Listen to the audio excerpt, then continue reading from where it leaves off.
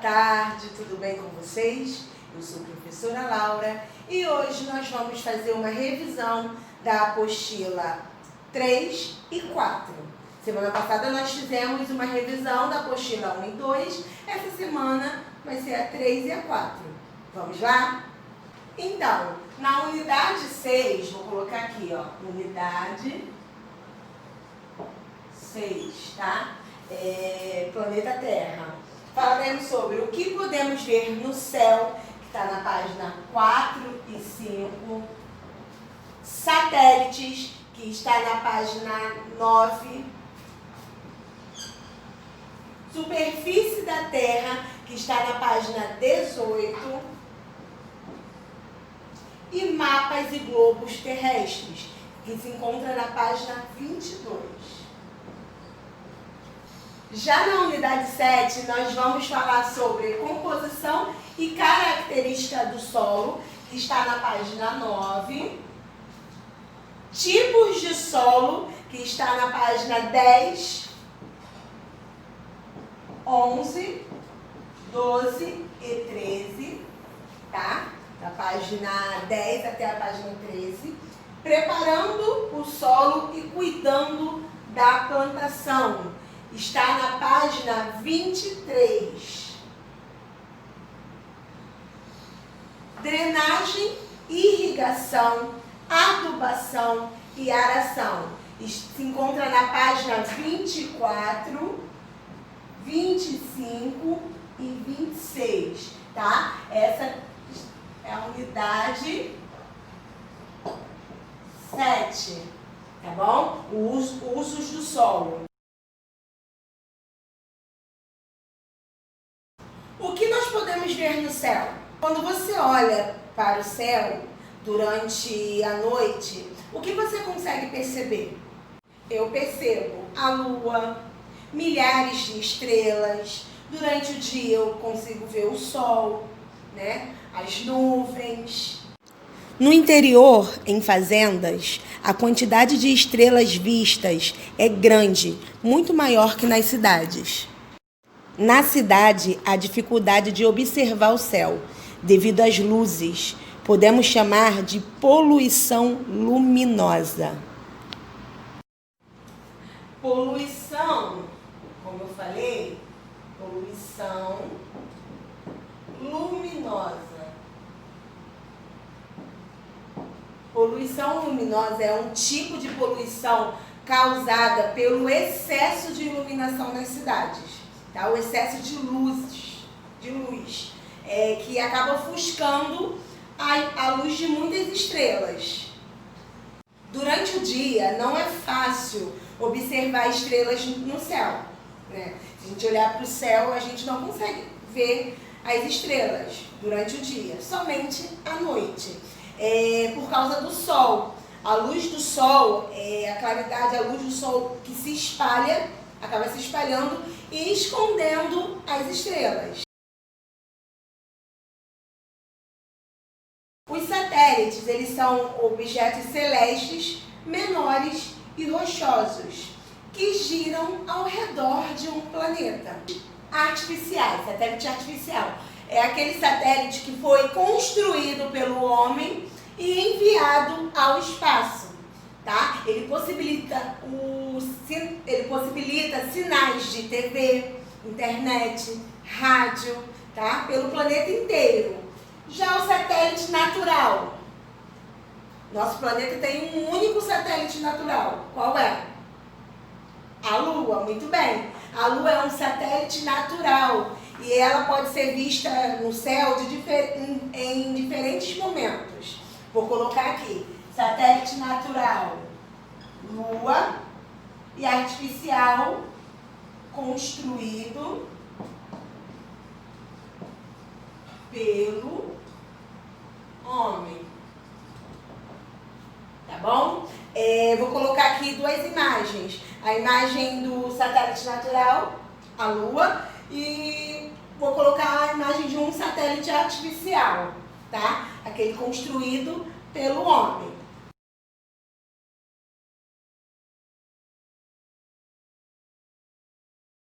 Uma curiosidade: Vocês sabiam que Vênus e Mercúrio são planetas sem satélite natural? Eles não possuem satélites naturais, tá?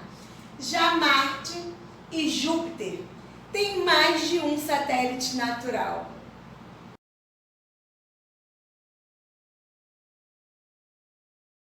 Qual foi o primeiro ser humano a viajar para o espaço?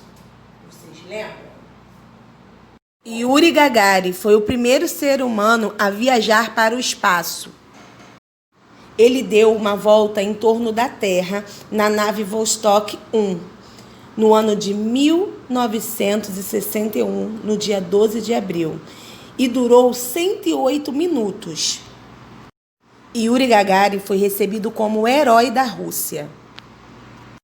Ele observou que o planeta Terra, visto de lá do espaço, a cor que predomina o nosso planeta é o azul.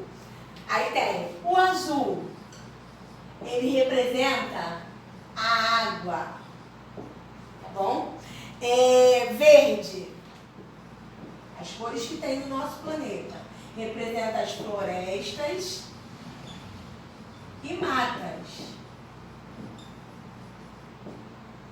Já o marrom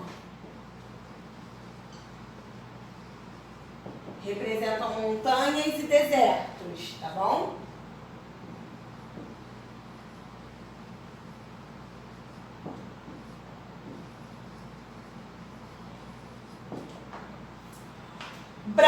Branco representa o polo sul e norte.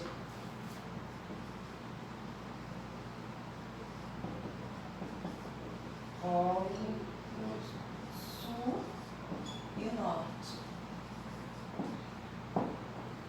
E aquelas manchas brancas são as nuvens, tá? Vou colocar aqui também. Manchas brancas. Nuvens.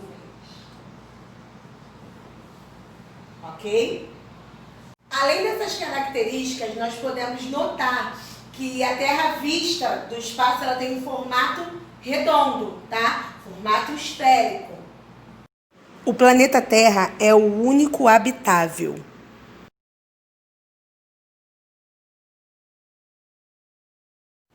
Os mapas são representações da superfície do planeta Terra, tá bom?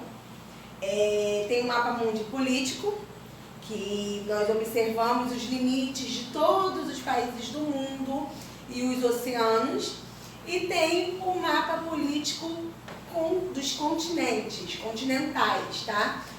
O objetivo desse mapa é destacar os continentes do mundo. Vou colocar aqui a imagem do mapa mundi político e mapa mundi dos continentes. E os globos terrestres? Os globos terrestres, eles ajudam a representar o nosso planeta de uma forma melhor, tá?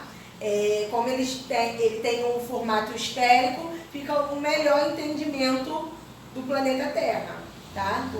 Dos continentes, dos países.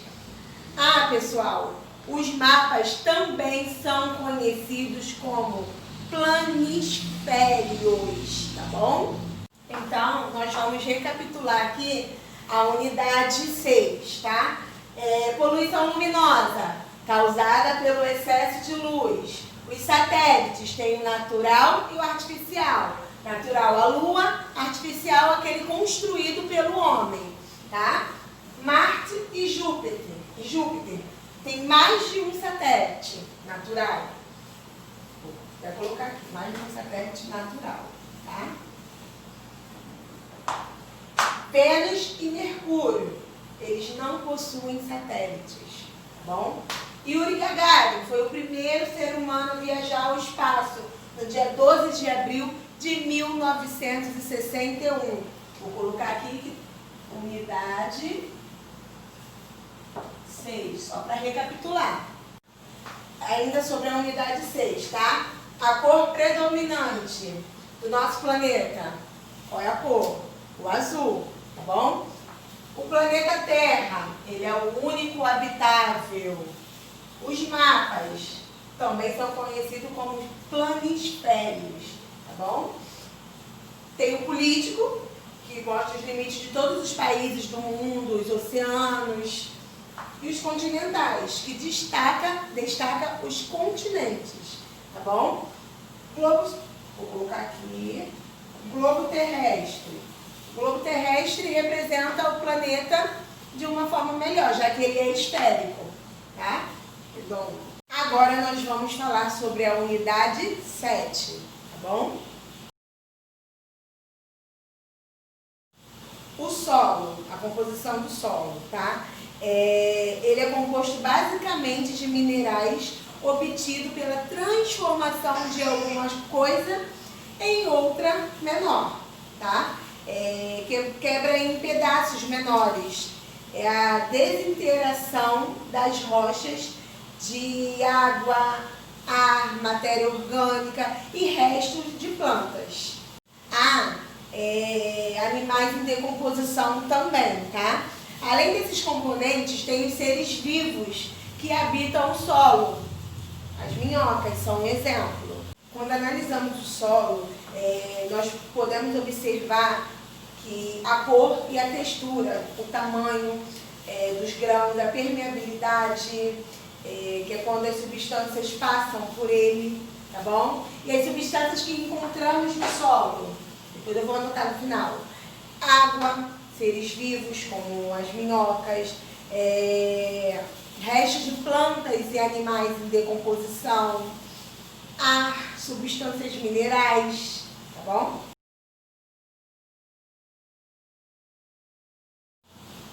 E os tipos de solo, tá? Tem o arenoso. O arenoso, ele lembra o quê? Areia, tá? São compostos de pequenos fragmentos de rocha, que chamamos de areia. Alguns solos arenosos têm a coloração clara e com características, textura leve, granulosa. É possível sentir quando tocamos. O solo arenoso ele também é muito permeável. A água, o ar passam com facilidade, com muita facilidade, e torna ele aerado, tá? Pouco úmido e ele não consegue reter água.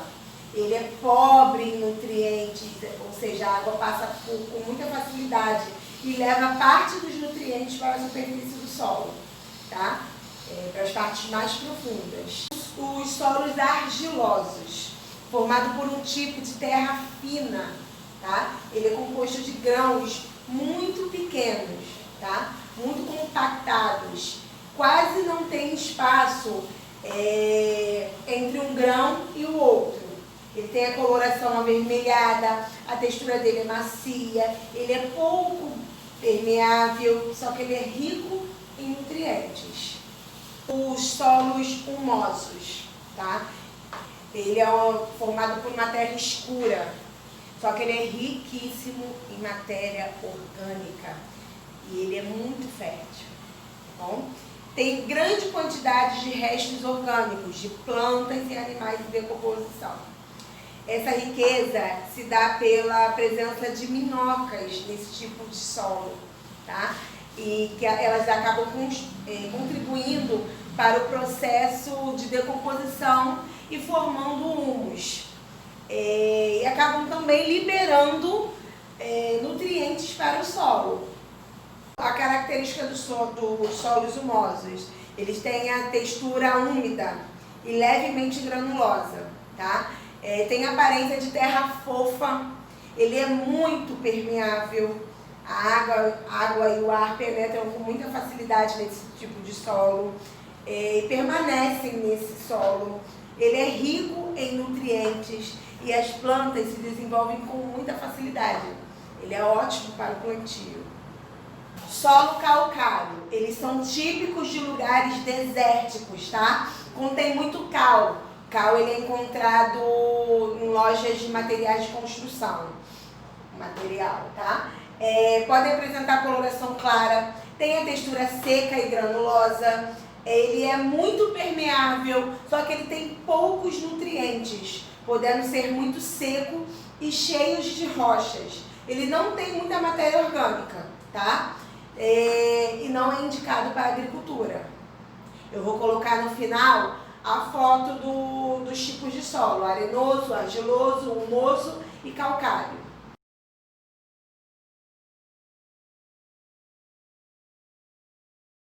Preparando e cuidando do solo, preparando o solo e cuidando da plantação. Para que uma plantação se desenvolva com facilidade, se desenvolva bem, é preciso que o solo seja fértil, primeiro, tá bom? Isso significa que o solo deve apresentar boas condições para o plantio. Ele deve conter ar, água, nutrientes em quantidades adequadas, tá bom? Para preparar o solo, é preciso seguir as seguintes etapas: aração, adubação, drenagem e irrigação. Aração. O que será a aração? O que seria? A aração é tornar a terra mais forte, tá bom? Permitindo a entrada de ar e de água no solo. Se a terra estiver rígida, dura, tá? Não vai ter espaço nenhum para a circulação de água nem de ar, o que acaba dificultando a nutrição das plantas. Por isso que é importante revirar o solo para evitar que isso aconteça. É importante revirar o solo antes do plantio, quebrando grandes e os duros pedaços de terra, usando enxada, né, ou máquinas. Eu vou colocar a fotografia da aração com a enxada e a aração feita com máquina. Adubação. A adubação é adicionar à terra alguns nutrientes necessários para o desenvolvimento das plantas, tá? Com o constante uso do solo para plantar, vai usando, vai plantando, vai colhendo, né? Os nutrientes, eles acabam se esgotando. E assim é preciso adicionar adubo, tá? Tem o adubo natural e o adubo químico. O adubo natural é chamado também de orgânico. São restos de vegetais, fezes de animais, boi, cavalo, galinha, vaca, tá bom? Já o adubo químico ele é produzido em indústrias, tá? E ele é absorvido rapidamente pelas plantas. Mas o uso constante do adubo químico pode prejudicar o meio ambiente e a nossa saúde também. Como tem o objetivo de tornar o solo mais fértil, a adubação pode também ser chamada de fertilização e os adubos podem ser chamados de fertilizantes, tá? Vou colocar aqui também um tipo de adubação natural, tá? Usar-se vegetais, né? Restos de vegetais, né? E fezes de animais. E vou colocar também aqui a fotografia da adubação química, aquela produzida nas indústrias. Drenagem é uma técnica utilizada para retirar o excesso de água do solo. A água presente em quantidade superior ao necessário pode prejudicar o desenvolvimento dos vegetais. Para isso, tem que fazer a drenagem, tá bom? Em uma videoaula eu tinha dado o exemplo dos vasos de plantas que possuem aqueles furinhos embaixo, né? Que eu até falei que tem a função de deixar o excesso de água escorrer após a plantinha ser regada, tá? Assim a terra não fica o quê? Encharcada. Isso é uma forma de drenagem. Irrigação. A irrigação é uma etapa importante para o preparo do solo e da manutenção das plantações, tá?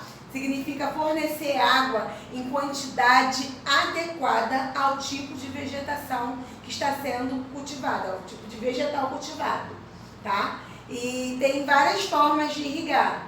Tem essa irrigação aqui, a água jogada por cima, como se fosse chuva. Já essa irrigação aqui, a localizada, são distribuídos canos ou mangueiras com pequenas aberturas por onde a água sai caindo no solo, tá? Já essa irrigação aqui, tá? É a irrigação por superfície. A água distribuída diretamente no solo, em canais feitos entre os canteiros. Galerinha, então, lembrando que tudo que nós falamos hoje aqui estão na apostila 3 e 4, unidades 6 e 7. Beijinhos e até a próxima.